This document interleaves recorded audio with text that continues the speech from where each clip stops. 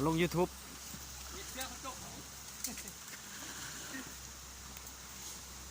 โอ้ยตกแล้วโอ้ยอ่อนกึ่งจกน้ำมันตายไม่เหมือนกันหนีไปบนเดือกๆบน โอ้ยลูกแกะส้มเว้ย เจ๊เนี่ยเลิกอ่ะ นี่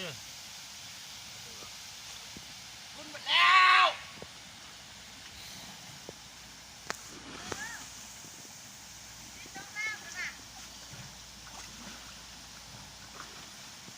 ต้องมาเบิ่งได้แกะส้มได้น่ะ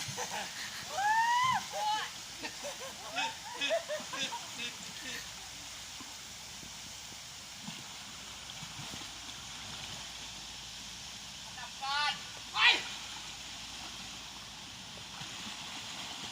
ไอ้ลูกแอบดิ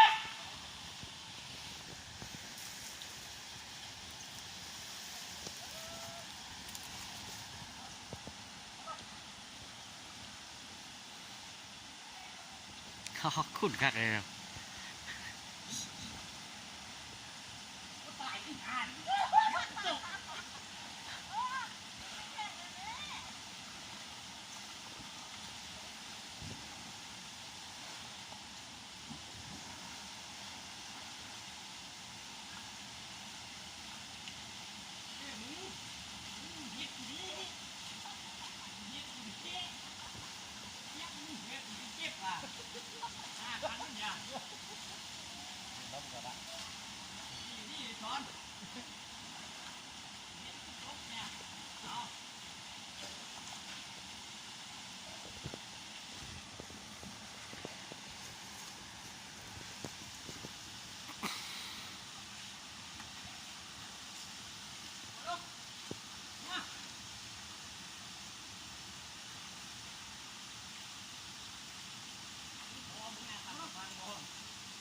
ไปขึ้นไปขึ้นไปขึ้นไปเอา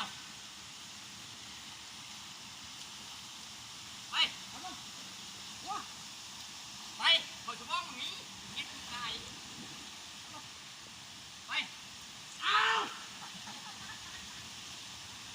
ไปขึ้นลุกลุกไปไป